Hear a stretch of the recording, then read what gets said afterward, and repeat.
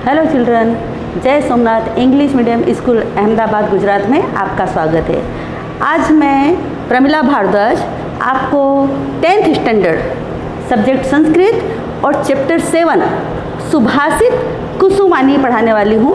तो सुभाषित यानी जो अच्छे से कहा गया है, अच्छे के लिए कहा गया है, लेकिन कुसुम यानी फूल, बहुत सारे फूल।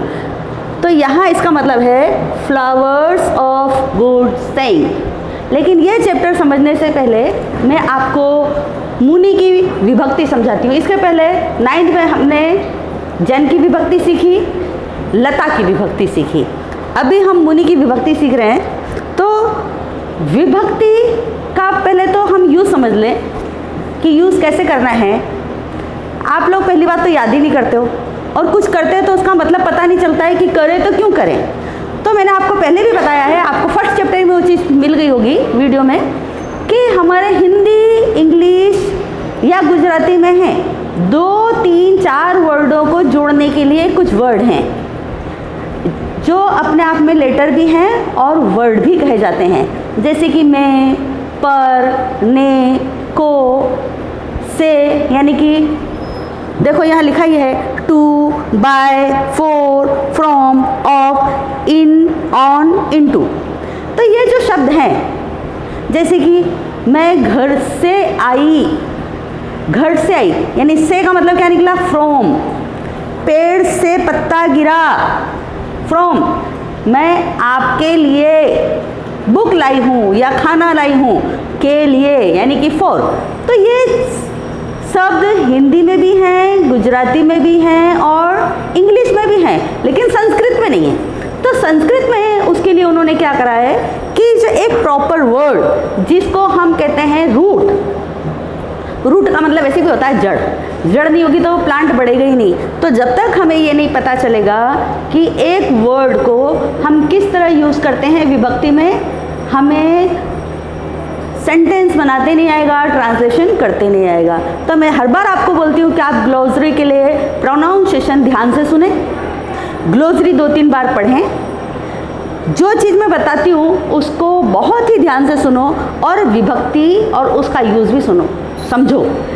आपको याद तो करना ही पड़ेगा, लेकिन यूज़ अगर होगा, आपको करते आएगा तो आपके लिए बहुत ज़्यादा ईजी हो जाएगा। तो ये एक मुनि है, मुनि यानी सेंट। तो यहाँ देखो मुनि को सिंगुलर, ड्यूअल और प्लूरल, ये एक वचन, द्विवचन और बहुवचन यहाँ है। अब यहाँ मुनि हो यानी एक मुनि ने, मुनि, 2 मुनि ने, मुनयः 3 या उससे ज़्यादा मुनियों ने, मुनि, मुनि को, मुनि 2 मुनि को, मुनीन 3 या उससे ज़्यादा मुनि को। 4 में, 3rd नंबर में बाय, मुनीना, मुनि के द्वारा, 2 मुनि के द्वारा, मुनिभ्याम यानी 2 मुनि के द्वारा, मुनिभ्यः 3 या उससे ज़्यादा मुनि के द्वारा। 4, चौथे का मतलब होता है 4। मुनिये, मुनि के लिए, 1 मुनि के लिए, मुनिभ्याम 2 मुनि के लिए, मुनिभ्यः 3 या उससे ज़्यादा मुनि के लिए। 5 नंबर मुनेह। प्रोनाउंसिएशन पे ध्यान रखो, यहाँ 2 मात्रा है, ऐ की मात्रा है, मुने। मुने फ्रॉम यानी 1 मुनि से, मुनिभ्याम 2 मुनि से, 3 या उससे ज़्यादा मुनियों से। यहाँ भी छठी विभक्ति में भी मुने, ऑफ, का, की या के, 1 मुनि के, 2 मुनि के, सॉरी 1 मुनि के, 1 मुनि का या मुनि की। यहाँ 2 मुनि का, की या के, मुनि नाम, बहुत सारे मुनियों का, की या के। मुनौ, औ की मात्रा है, औ, मुनौ। और जो मैं प्रोनाउंसिएशन बोल रही हूँ उसी पे ध्यान रखना, बाद में इसी चीज़ का यूज़ होगा, मुनौ, मुनौ। तो यहाँ इसका मतलब होता है मुनि में, मुनि पर, मुनियो, 1-2 मुनि में, 2 मुनि पर, मुनिषु, बहुत सारे मुनियों पर या मुनियों में। ये 8वां नंबर संबोधन के लिए है। ये अपनी मुनि की विभक्ति है। इसके आगे वाले चैप्टर में मैं आपको भानु की विभक्ति सिखाने वाली हूँ। अब हम चैप्टर 7 पे आते हैं। तो यहाँ फ्लावर्स ऑफ गुड सेइंग, अच्छे के लिए जो कहा जाए, कुसुमानी मतलब हम मीठे मीठे से प्यार से आपको सिखा दे कोई चीज़। कुसुम यानी फूल होता है, फूल इतना सॉफ्ट होता है, सुंदर भी होता है। तो कुछ चीज़ें होती है कि स्टोरी के माध्यम से हम सीख लेते हैं और पोयम के माध्यम से सीख लेते हैं, बात बात में हम सीख लेते हैं और सीखने में मज़ा भी आ जाए। तो वहाँ फ्लावर्स ऑफ गुड सेइंग, पहली बात तो ये। अब दूसरी बात, अगर संस्कृत के लिए बात की जाए तो संस्कृत में सुष्ठु भाषितम, सुभाषितम, जो अच्छे के लिए कहा जाए वही सुभाषित है। अब संस्कृत साहित्य में भंडार भरा हुआ है गुड सेइंग का। और यहाँ संस्कृत में आपने एक पहले भी देखा था श्लोक, जो कि आपके स्टैंडर्ड में था, 8th में ही होगा शायद। पृथ्व्याम त्रीणि रत्नानि सन्ति, पृथ्वी के 3 रत्न हैं, जलम अन्नम सुभाषितम। यानी कि पृथ्वी के 3 रत्न हैं, कौन से? जल, अन्न और अच्छे संस्कार।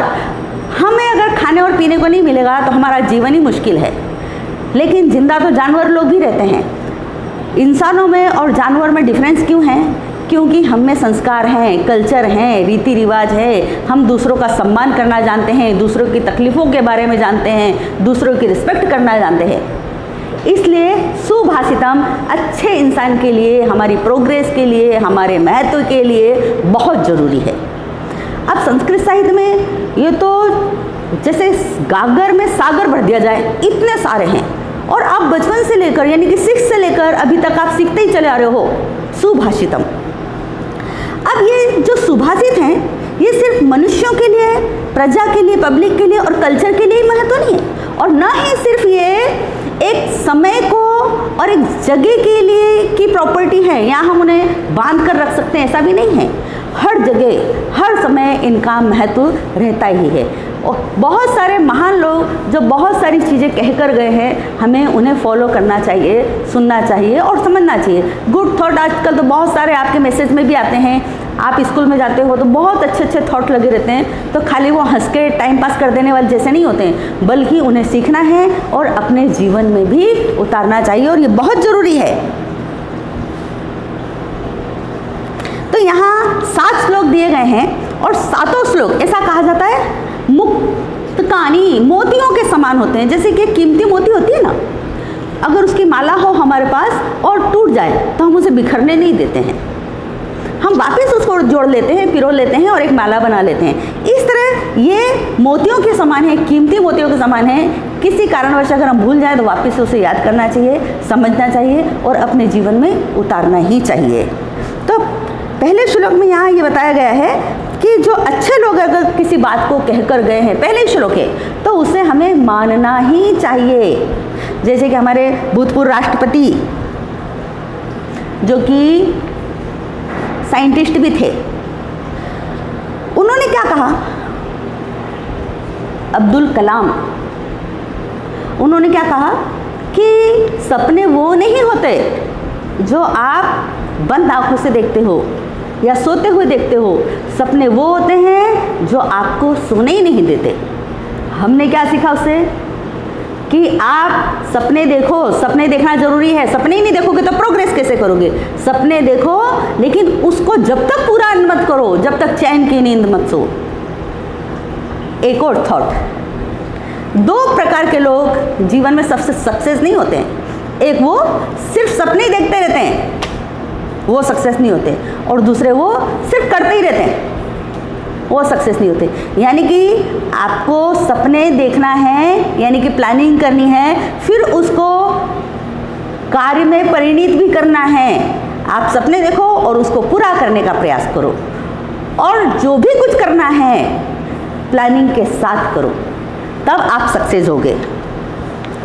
अब तुलसीदास जी ने क्या कहा है, आपकी बुक में ही होगा, आवत ही हर्षे नहीं, नैनन नहीं स्नेह, तुलसी वहाँ न जाइए, कंचन बरसे में। अब इससे हमने क्या सीखा?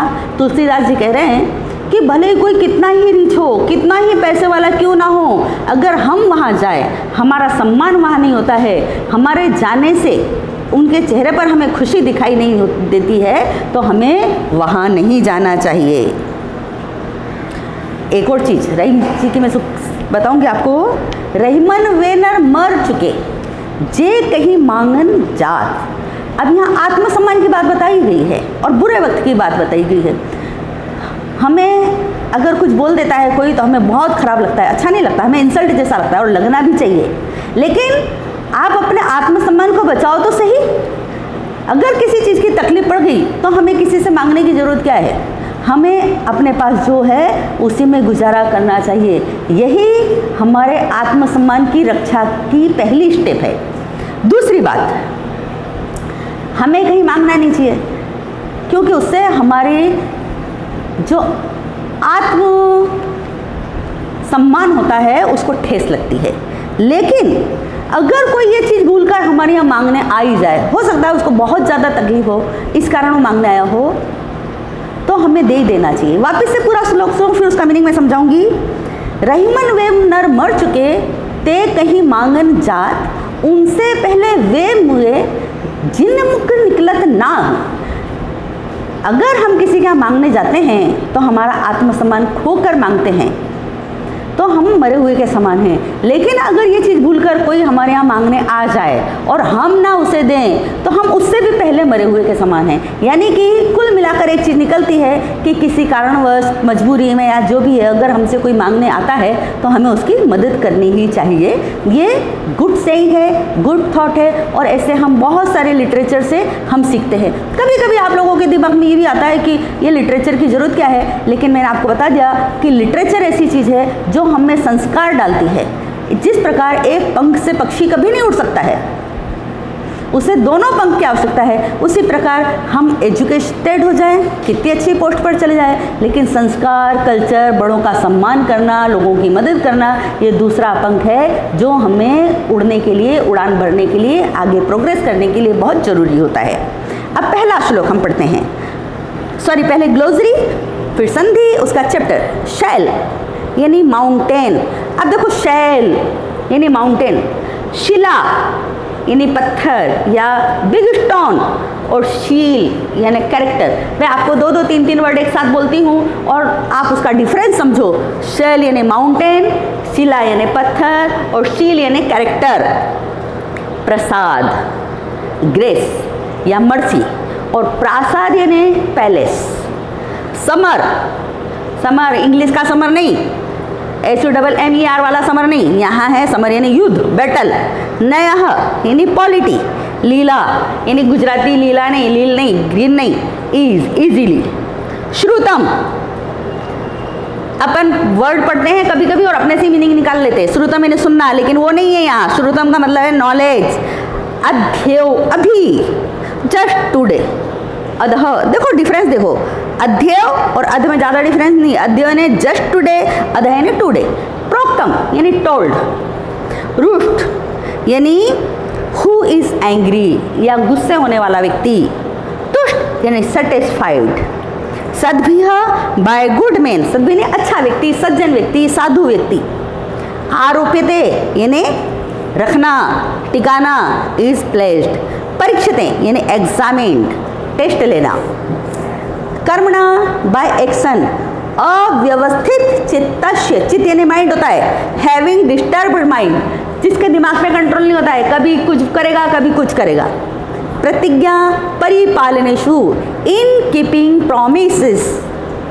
नीचे लोएस्ट पर्सन, मध्या मिडिल क्लास का व्यक्ति, उत्तम जना बेस्ट पर्सन। संधि देखो, सद्भिः तु, विसर्ग के बाद, कल भी इसके पहले वाले चैप्टर में भी ये चीज़ आई थी, सद्भिः तु, विसर्ग के बाद अगर त आता है तो विसर्ग का देखो ससले का बनाए हैं आधा। हमेशा जब भी कोई लेटर बनता है संधि में तो आधा ही बनता है। सपथेन अपि, ये ना है, सपथेन, न में अ मिला, ना बना, सपथे नापि। क्षणेन अधः, न में फिर अ मिला, ना बना, क्षणेनादः। क्षणेनादि ने थोड़े से ही समय में, अधय ने नीचे, दो शब्द हैं। क्षण, क्षण का मतलब होता है 1 मिनट का 100वां हिस्सा, सॉरी 1 सेकंड का 100वां हिस्सा, अधः यानी नीचे, एक ही क्षण में नीचे चला जाएगा। तथा आत्मा, तथा यानी उस प्रकार आत्मा, हमारे अंदर की पावर होता है जो आंजनेय, भव आंजनेय, भव आंजनेय, भव और और आ मिलाकर वा बना, भवा। पुनः अपि, पुनरअपि। अब हम लेसन चालू करते हैं, लेसन के साथ साथ जो भी वर्ड आएंगे मैं आपको समझाती जाऊंगी। सद्भिः तु लीलया प्रोक्तम, प्रोक्तम इन्हें कहे गए, शिला लिखितम अक्षरम। अगर कोई सज्जन व्यक्ति, मैंने आपको इसके पहले बहुत सारे गुड सेइंग बताई अलग अलग लोगों की, कि सज्जन लोग अगर कोई बात इजी वे में भी कहते हैं, सामान्य तरीके से भी कहते हैं, तो पत्थर पर लिखे गए अक्षर के समान होते हैं। अर्थात पत्थर पर हमने कोई खोद कर कोई चीज़ लिख दिया गया हो, तो आप जाते हो कोई ऐतिहासिक जगह पर, तो वहाँ कुछ चीज़ें लिखी होती है या कुछ नक्काशी की गई होती है, भले वो 1000-2000 साल पहले की हो, चाहे 500 साल पहले की हो, वैसी की वैसी रहती है। अर्थात सज्जन लोगों ने जो बात इजी वे में भी कही हो, वो हमें मानने ही जैसी होती है, वो हमारे जीवन में सटीक बैठती है। असभ्य सपथेन अपि चले लिखितम अक्षरम। अगर उससे अपोजिट व्यक्ति, जो सज्जन व्यक्ति नहीं है, जो अच्छा व्यक्ति नहीं है, अगर वो कसम खाकर भी कोई बात बोले तो मानने जैसी नहीं होती, नहीं मानना है वो बात। लेकिन अच्छा व्यक्ति, हमें पता है ये व्यक्ति अच्छा है, सम्मान के लायक है, और जो भी बात हमें कहेगा वो हमारे भले के लिए ही कहेगा, सबके लिए भले के लिए कहेगा, तो बात माननी ही पड़ेगी। आपके एक श्लोक है 8वीं, और वो चाणक्य ने कही है कि अगर आपको ज्ञान चाहिए, ज्ञान की प्राप्ति करनी है, तो सुख का त्याग करना पड़ेगा। और अगर आप सुख में ही मस्त रहते हैं तो आपको नॉलेज की प्राप्ति कैसे होगी? तो ये चाणक्य ने कही, और ये सही बात है, आज भी सच बैठती है ये। सेकेंड श्लोक, पहला श्लोक वापस एक बार, कि सज्जन लोग अगर किसी बात को इजी वे में भी कहें तो वो पत्थर पर लिखे गए अक्षर के समान होते हैं। अर्थात हमें वो चीज़ माननी ही चाहिए। लेकिन उससे अलग जो लोग सज्जन नहीं हैं, अच्छे नहीं हैं, अगर वो कसम लेकर भी कोई बात बोलें तो हमें मानने जैसी नहीं है। अब सेकेंड श्लोक में यहाँ वापिस यहाँ भी सम्मानीय लोग, सज्जन लोग, अच्छे लोग, महान लोगों का साथ अगर हमें मिल जाए तो हमारे लिए उससे ज़्यादा सौभाग्य की कोई बात हो ही नहीं सकती। हम उनसे कुछ ना कुछ सीखेंगे ही, भले वो हमें कुछ डायरेक्ट दे या ना दे, लेकिन जो इनडायरेक्ट मिलेगा वो भी कुछ कम नहीं होगा। देखो, सेवित्यः महावृक्ष, जो बड़ा ट्री है, बड़ा वृक्ष है, उसे प्रोटेक्ट करना ही चाहिए। फल छाया समन्वित, क्योंकि हमें फल भी देगा और छाया भी समान रूप से देगा। और ठंडी और स्प्रेड से क्या क्या फ़ायदा होता है वो आपको अच्छे से पता है। ठंडी हवा देगा, क्लाउड को अट्रैक्ट करता है, बारिश भी देगा, ऑक्सीजन भी देगा, इतनी सारी चीज़ें तो हमें मिलने वाली है। यदि देवात फलम, देवात यानी बायलक, अगर हमें बायलक फल नहीं मिलते, वो पेड़ ऐसा है जिसमें फल नहीं लगते हैं, छाया के निवारित है, तो छाया को कौन रोक सकता है? वो छाया तो दे ही रहा है, ठंडी हवा दे रहा है, ऑक्सीजन दे रहा है, क्लाउड को अट्रैक्ट कर रहा है, भूमि की जो अच्छी मिट्टी है उसको प्रोटेक्ट कर रहा है। तो इन चीज़ों से तो हम बच ही रहे, ये चीज़ें तो हमें मिल ही रही हैं। तो यहाँ पेड़ के माध्यम से उन्होंने सज्जन व्यक्ति की दोस्ती के बारे में कहा है कि अगर कोई व्यक्ति अच्छा है, सज्जन है, तो हमें उसकी शेल्टर में रहना ही चाहिए। भले वो हमें डायरेक्ट कोई चीज़ ना दें, हमें पैसा ना दें, कुछ गिफ्ट ना दें, लेकिन आप उनसे उनके साथ रहकर उनके जो एक्टिविटी है, उनकी जो थॉट है, उनके जो क्रियाकलाप है, उनसे हम जो सीखेंगे वो कम नहीं होगा, वो बहुत ज़्यादा कीमती होगा और धीरे धीरे वो हमें भी एक प्रोग्रेस की तरफ ले जाएगा।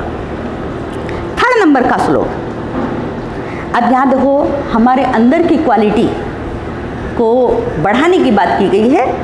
आरोप्यते शिला शैले, शैल यानी पर्वत और शैले यानी सातवीं विभक्ति, शैल पर, पर्वत पर।